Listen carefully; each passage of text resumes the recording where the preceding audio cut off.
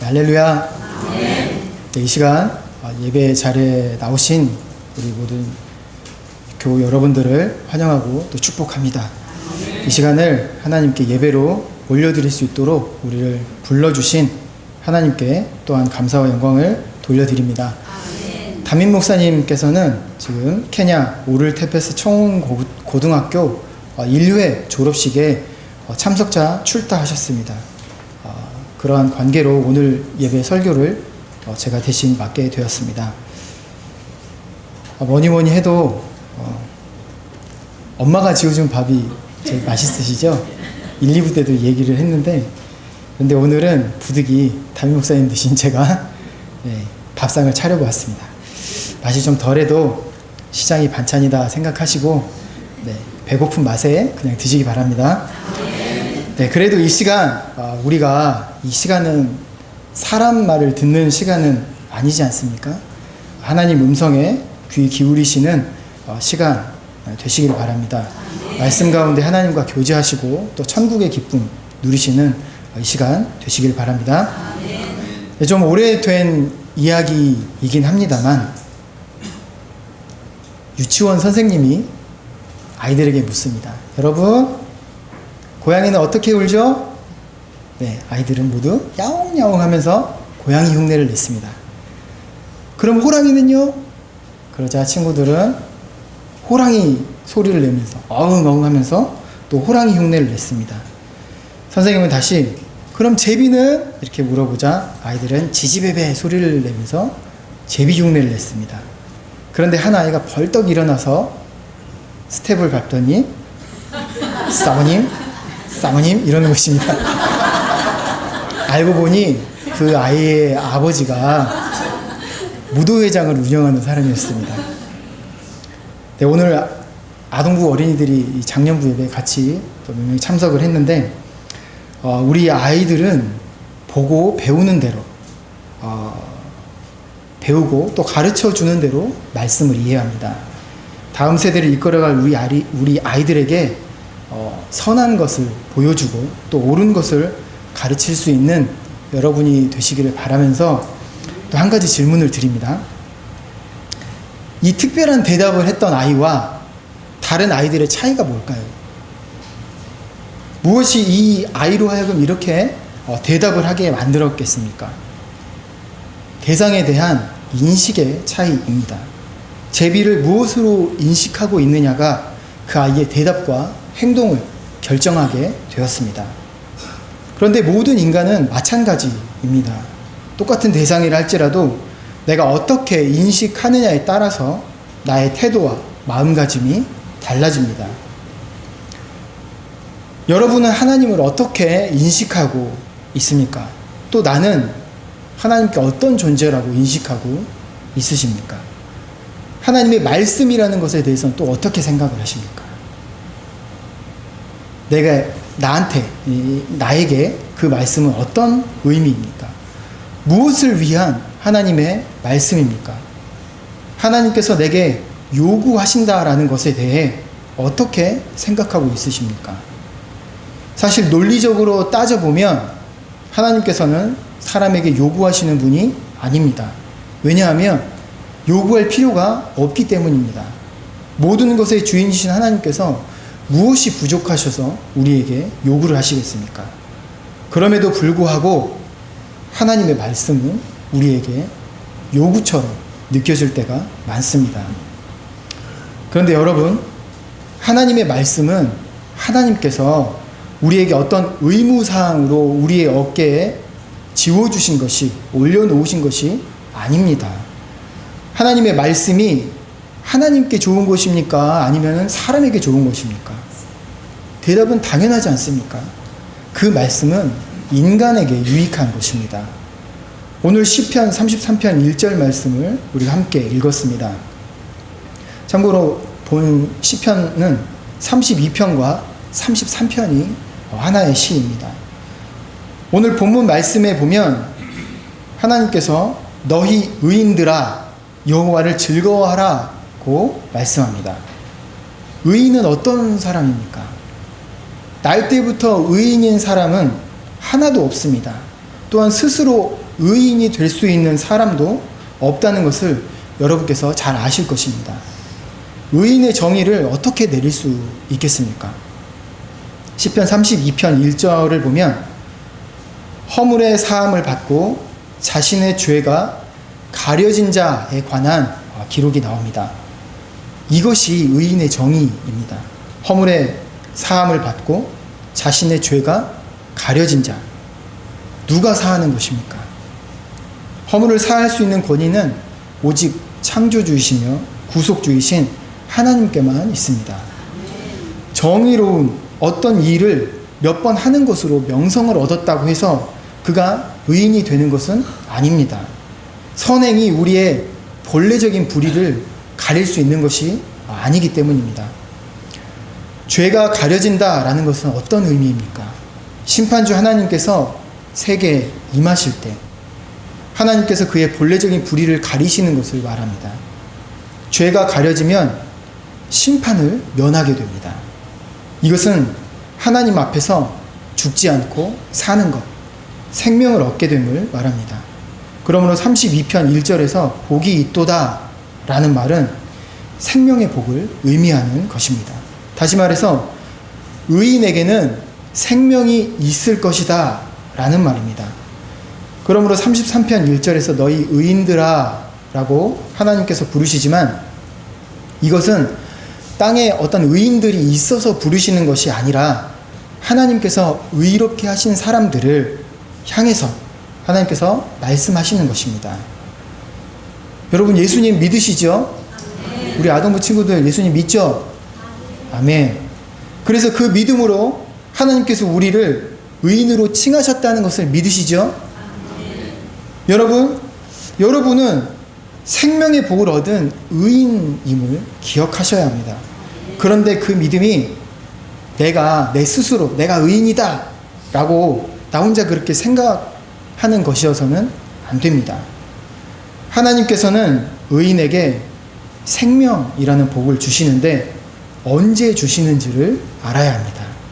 다시 말해 언제 이 허물이 사함을 받고 죄가 가려지게 되는지를 알아야 한다는 말입니다. 시편 32편 5절 말씀을 한번 보겠습니다. 내가 이르기를 내 허물을 여호와께 자복하리라 하고 주께 내 죄를 아뢰고 내 죄악을 숨기지 아니하였더니 곧 주께서 내 죄악을 사하셨나이다. 할렐루야. 우리가 회개할 때 죄사함의 은혜가 임합니다. 하나님께서 기쁘게 받으시는 사람은 어떤 사람입니까? 하나님은 죄악이 없는 사람을 기쁘게 받으십니다. 하나님께서는 우리를 기쁘게 받으시기 위해 그래서 우리의 죄악을 하나님의 자유로운 선택에 따라 사하시는 것입니다. 나의 어떤 조건이 만족스러우셔서 기뻐하시는 것이 아니라 나는 죄인인 그대로인데 하나님께서 나를 회개에 이르게 하셔서 기쁘게 받으시는 것입니다. 그래서 우리는 하나님 앞에 우리를 자랑할 것이 없는 아무것도 없는 그런 존재들입니다.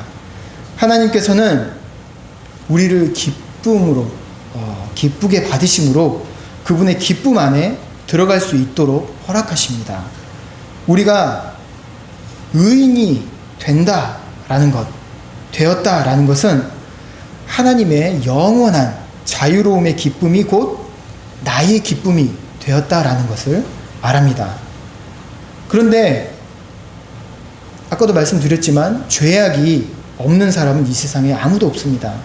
성경의 모든 계명을 지킨다 하더라도 우리의 내면에 우리 스스로 제거할 수 없는 탐심이 존재한다는 사실을 부정할 수 있는 사람은 아무도 없습니다. 십계명의 마지막 계명이 바로 그 사실을 확인시켜 줍니다. 죄악이란 무엇입니까? 나쁜 행동들이 죄악인가요? 어디까지가 나쁜 행동이겠습니까? 남에게 피해를 끼치지만 않으면 나쁜 행동이 아닙니까? 죄악이란 나 스스로 나를 구원할 수 없는 상황과 그 가운데 있는 나 자신을 바로 죄악이라고 하는 것입니다. 죄악을 좀 더 세부적으로 나눠보면 죄는 나 스스로 나의 구원자가 되려는 마음을 의미하고, 악은 나 스스로 나를 구원할 수 없는 상황, 곧 죽음, 영원한 죽음의 상황을 말하는 것입니다. 성경은 죄를 다른 말로 교만이라고 표현합니다. 교만은 영원한 죽음에 직면한 유한한 인간이 스스로 이 문제를 해결할 수 있다라고 믿는 것입니다. 그런데 그 어떤 인간이 이 죽음의 문제를 해결할 수 있었습니까? 영원히 살아있는 인간이 지금 있습니까? 우리 주님이시자 성자 하나님이신 예수 그리스도 외에는 이 죽음의 문제를 극복하고 이긴 존재, 승리한 존재가 없습니다. 성경은 인간에게 또 겸손하라고 말합니다. 겸손이 도덕적으로 어떤 고귀한 가치나 경지이기 때문에 겸손하라는 것이 아닙니다.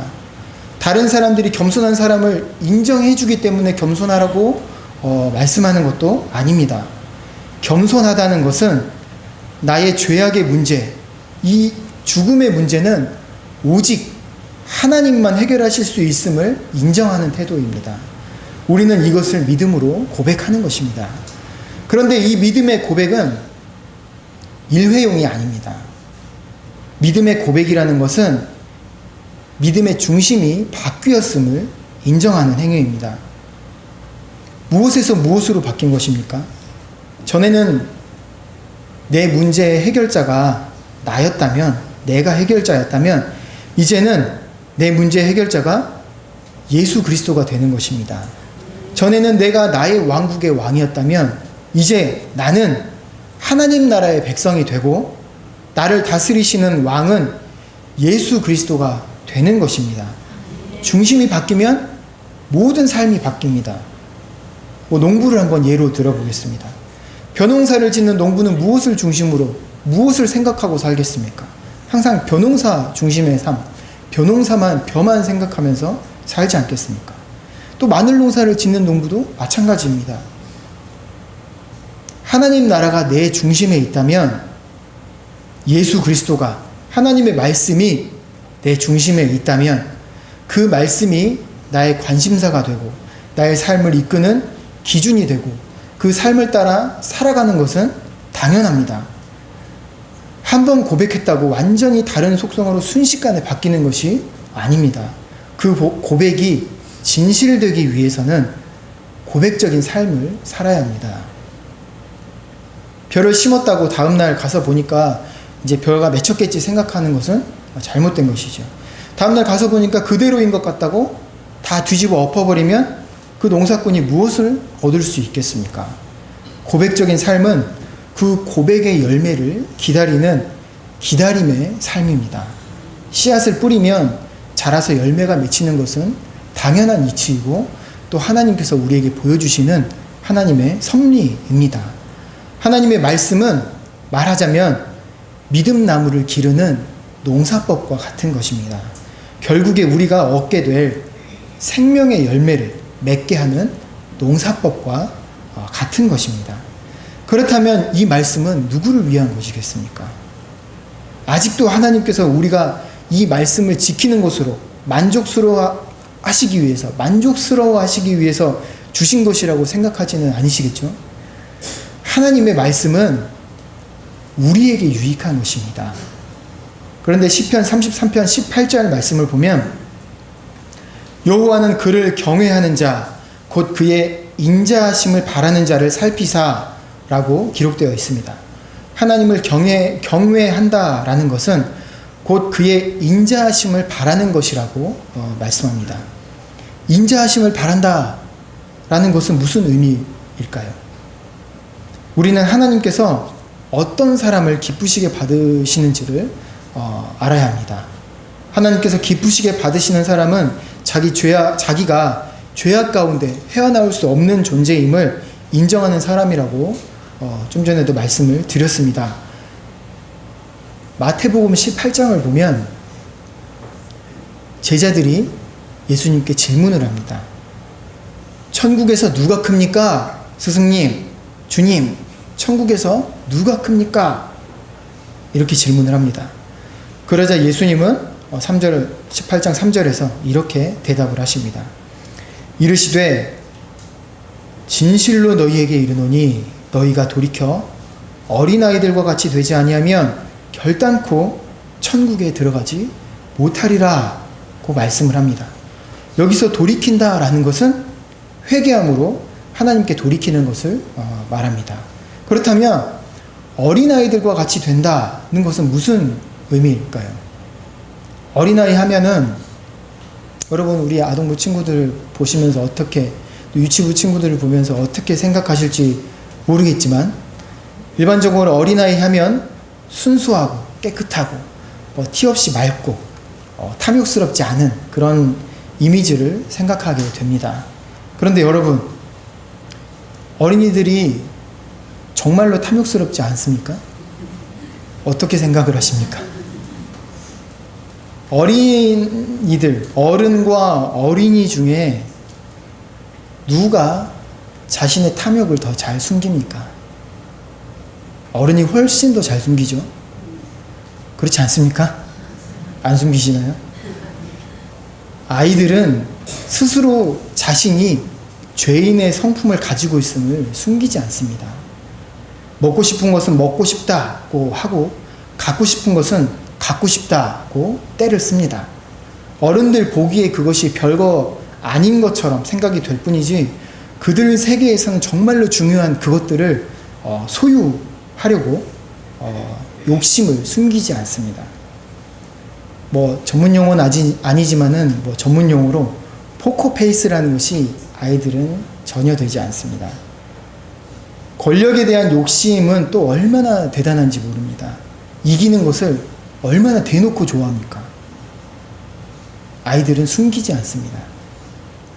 어린아이와 같이 된다는 것은 하나님 앞에서 내가 그런 탐욕스러운 죄인임을 인정한다라는 의미를 갖는 것입니다. 하나님 앞에서 내가 그런 죄성을 지닌 존재임을 감추지 않는 것입니다. 인정을 한다는 것은 또 무슨 의미입니까? 그래, 항복됐지? 이런 것이 아닙니다. 시편 131편 2절 말씀을 보면 실로 내가 내 영혼으로 고요하고 평온하게 하기를 젖된 아이가 그의 어머니 품에 있음 같게 하였나니 내 영혼이 젖된 아이와 같도다 라고 기록되어 있습니다. 젖먹이 아이는 배가 고프면 울어댑니다. 그 소리를 듣는 이들이 힘들어 하건 말건 그런 거는 전혀 신경 쓰지 않고 울어댑니다. 그런데 그 울음의 의미는 인간의 이기적인 죄성을 보여주는 것이기도 하지만 또 한편으로 나는 엄마 품이 필요해요. 나는 엄마 품에서만 평온할 수 있어요. 엄마, 나에게 와서 나를 도와주세요. 라고 소리치는 것이기도 합니다. 그리고 실제로 아기는 엄마 품에 안겼을 때 그 품에서 고요한 평안을 얻습니다. 우리가 죄인임을 인정한다는 것은 한편으로 하나님의 도우심을 요청하는 것입니다. 하나님, 저는 하나님 도우심이 없이는 평안할 수 없습니다. 하나님 품 안에서만 평안할 수 있습니다. 주님, 저를 도와주세요. 우리의 유한함을 인정한다는 것은 영원에 이르기 위해 무한하신 하나님의 도우심을 요청하는 것입니다. 내 기쁨의 이유가 내 속에 있는 나를 다스리는 것이 나가 아니라 그리스도 안에 있는 나를 다스리시는 분은 예수님이기를 바라는 것이 인정의 참 의미입니다. 인간은 우리의 창조주이시고 구원자이신 하나님 품에서만 영원히 그리고 참으로 고요한 평안을 얻을 수 있습니다. 하나님의 말씀은 바로 이 평안을 누리는 설명서와 같은 것입니다. 하나님의 평안 설명서인 이 말씀도 그런 목적으로 우리에게 주신 것입니다. 그러니까 우리 아동부 친구들 성경도 열심히 읽고 공과 공부도 열심히 해야겠죠? 대답들 안 하네요. 그런데 사탄은 인간이 바로 이 지점에 이르는 것을 방해하는 존재입니다. 사탄은 처음부터 거짓말하는 자였습니다. 사탄의 거짓말이 무엇입니까? 하나님 없이도 인간이 행복해질 수 있다라는 것입니다. 전에도 한번 이 말씀을 드린 것 같은데, 사탄이 예수님을 지극히 높은 산으로 데리고 가서 세 번째 시험을 합니다. 천하만국의 영광을 보여주며 그에게 절을 하면 그 영광을 예수님께 주겠다라는 것이었습니다. 사탄이 보여준, 또 사탄이 보여줄 수 있는 천하만국의 영광이 무엇이겠습니까? 인간이 그가 탐하는 것들을 힘으로 쟁취하는 모습들, 그것으로 즐거워하는 모습들이었을 것이 분명합니다. 권력과 돈과 또 수많은 쾌락들을 보여주었습니다. 하나님 없이도 인간은 얼마든지 행복해질 수 있다라는 것입니다. 하나님만 버리면, 인간이 하나님만 버리면 얼마든지 세상에서 큰 자가 될 수 있다고, 내가 그것을 내게 주겠다고 사탄은 속삭이는 것입니다. 정말 달콤하지 않습니까? 여러분 왕이 되고 싶지 않습니까? 만약 여러분을 왕으로 만들어줄 수 있는 방법이 있다고 한다면 여러분은 어떤 선택을 하시겠습니까? 인간이 이 땅에서 얼마나 오랫동안 큰 자의 자리를 차지할 수 있겠습니까? 소위 말하는 금수저를 물고 태어나도 7, 80년입니다. 예수님의 제자들이 탐냈던 그 높은 자리, 큰 자의 자리, 남보다 높은 자리에 있다고 마음이 불안하지 않은 것도 아닙니다. 언제 빼앗길지 모르는 두려움에 고민하고 또 고통스럽기도 합니다. 세상에서 아무리 높은 위치라 할지라도 하나님의 보좌보다 높을 수는 없습니다. 바벨탑이 아무리 높아도 하나님께서는 그것을 위에서 내려다보십니다. 그리고 위에서 내려오셔서 흩어버리셨습니다. 하나님의 보좌가 가장 높은 곳입니다. 그보다 높고 위엄 있는 왕의 자리는 없다는 것입니다. 그런데 여러분 뭐 다 알고 있는 사실이겠지만 듣고 놀라지 마십시오. 하나님께서 이런 하나님의 왕좌와 동등한 왕의 자리를 우리에게 주겠다 약속을 해주셨습니다. 우리의 머리에 금관을 씌워주겠다 약속하셨습니다. 정말입니까? 정말입니다. 정말로 이것 때문에 우리가 기뻐할 수 있어야 합니다. 요한계시록 4장 4절에는 보좌에 둘려 24보좌들이 있고 그 보좌들 위에 24장로들이 옷을 입고 머리에 금관을 쓰고 앉았더라고 기록되어 있습니다. 여기서 보좌는 하나님께서 좌정하신 왕의 자리를 말합니다. 그리고 그 보좌에 둘려있는 24보좌는 하나님께서 준비해 두신 자리입니다. 24장로는 신약과 구약의 교회를 의미합니다.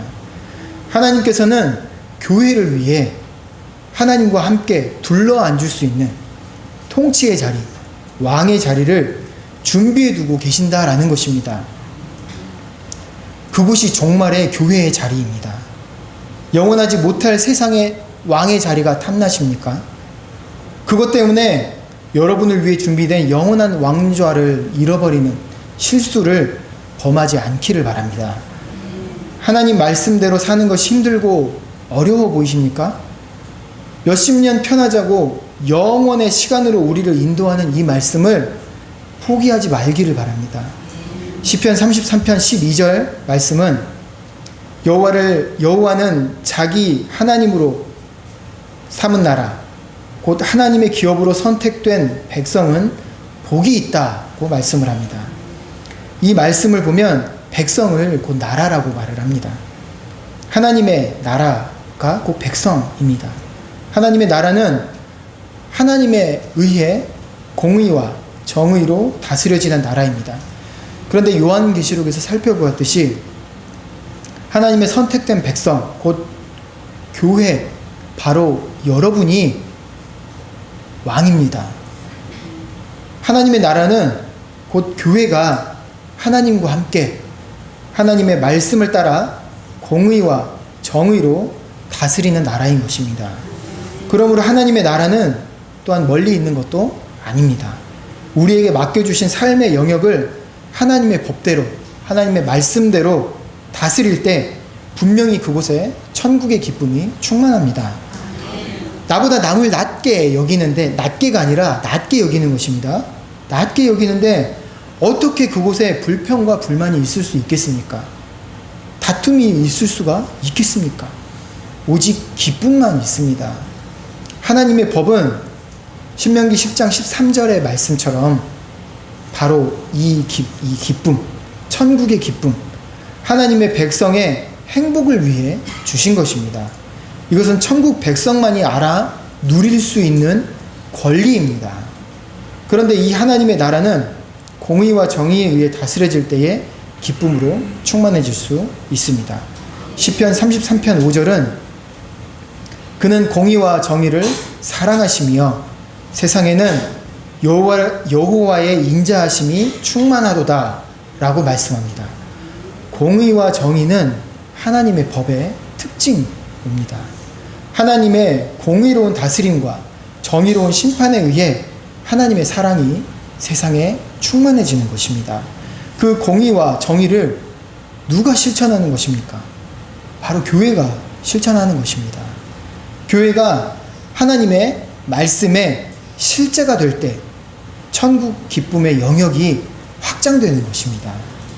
세상이라는 공허의 시간을, 또 세상이라는 공허의 공간을 세상에 속한 것들로는 기쁨으로 채울 수가 없습니다. 시편 33편 16절 17절 말씀을 한번 보십시오. 많은 군대로 구원 얻은 왕이 없으며 용사가 힘이 세어도 스스로 구원하지 못하는도다. 구원하는 데 군마는 헛되며 군대가 많다 하여도 능히 구하지 못하는도다. 오직 세상을 창조하신 하나님만이 우리를 구원하실 수 있습니다. 세상을 기쁨으로 채울 수 있는 유일한 방법은 예수 그리스도 뿐입니다. 그분의 이름은 죄와 악을 결정하는 유일한 이름입니다. 그래서 심판주라고도 합니다. 심판주이신 예수님은 또한 그 심판으로 막힌 담을 헐어내시는 분입니다. 하나님과 우리 사이에 막힌 담을 허시고 길을 내시는 분입니다. 인간과 인간 사이에 서로 지배당하지 않기 위해, 빼앗기지 않기 위해, 또 뺏기 위해 세워둔 불신의 벽들을 허물어내는 유일한 이름, 서로를 향해 믿음의 길을 낼 수 있도록 하는 유일한 이름이 바로 예수 그리스도입니다. 그래서 그리스도인은 다른 말로 또 담을 허무는 사람들이라고 부를 수도 있습니다. 막힌 담을 허물어내시는 예수님의 사역에 동참하여 함께 그 일을 해나가는 사람들이기 때문입니다. 처음부터 100%의 확신으로 시작하는 믿음은 없습니다. 우리가 하나님을 처음 믿게 되었을 때, 그때를 한번 생각해 보십시오. 우리 안에 전혀 하나님에 대한 의심이 없었습니까? 여러분 지금은 어떠십니까? 어쩌면 믿는 마음보다 의심하는 마음이 더 클지도 모릅니다. 하지만 믿기로 결심하고 또 믿음에 따라 회개하며 믿음에 따라 살기 시작한 그 이후로부터 지금까지 여러분의 삶의 여정을 한번 돌아보십시오. 믿음이 불신을 이기고 점점 그 영역을 넓혀가고 있다는 것을 여러분 발견하실 수 있을 것입니다. 막힌 담을 허무는 것은 우리가 하나님을 믿는 것처럼 또한 우리의 이웃을 믿어주는 것입니다. 우리의 믿음이 그 영역을 넓혀가는 것이고 또한 하나님의 나라가 확장되는 것입니다. 그런데 우리의 믿음이 배신당할 수도 있습니다. 하지만 우리가 그를 믿어주었다는 것, 이웃을 믿어주었다는 이 사실은 하나님 앞에 분명한 사실이 됩니다. 하나님께서 기억하신다라는 것입니다. 여러분 어떻습니까? 이 일이 의무감으로 느껴지십니까? 예수님을 모르는 사람은 이렇게 할 수도 없습니다. 왜냐하면 하나님께서 나를 기억해 주신다라는 확신이 그들에게는 없기 때문입니다. 이렇게 하나님의 말씀을 따라 살 용기가 우리에게 생기는 것은 그리스도인의 특권입니다. 세상적인 관점에서 하나님 말씀 따라 사는 것, 그것 때문에 설령 비참한 꼴을 당한다 하더라도 하나님께 칭찬을 얻는다면 그것이 더 큰 상입니다. 오늘 말씀 후반부를 한번 보겠습니다. 찬송은 정직한 자들이 마땅히 할 바로다. 아멘. 찬송은 여호와를 즐거워하는 것입니다. 즉 하나님의 말씀을 따라 사는 것을 즐거워하는 것입니다. 하나님과 나누는 교제를 최고의 기쁨으로 여기는 것입니다. 그런데 더 놀라운 사실은 마땅히 할 바라는 이 말에 있습니다. 이 마땅히 할 바라는 말에 히브리어적인 의미가 바로 권리라는 데 있습니다. 하나님을 기뻐하는 삶, 하나님의 말씀을 따르는 삶이 정직한 자들이 마땅히 누릴 권리라는 것입니다. 그리스도인 여러분, 하나님의 말씀은 우리의 삶을 자유롭지 못하게 하는 의무사항이나 제약이 아닙니다. 하나님께서는 이 말씀을 통해 우리가 더 큰 세상을 보기를 바라십니다. 부족한 것 없는 하나님이시지만 우리에게 그것을 원하십니다. 그것을 통해서만 우리가 하나님 나라에 이룰 수 있고 또 영원한 생명을 얻게 되기 때문입니다. 하나님께서는 하나라도 잃어버리지 않겠다고 말씀하셨습니다.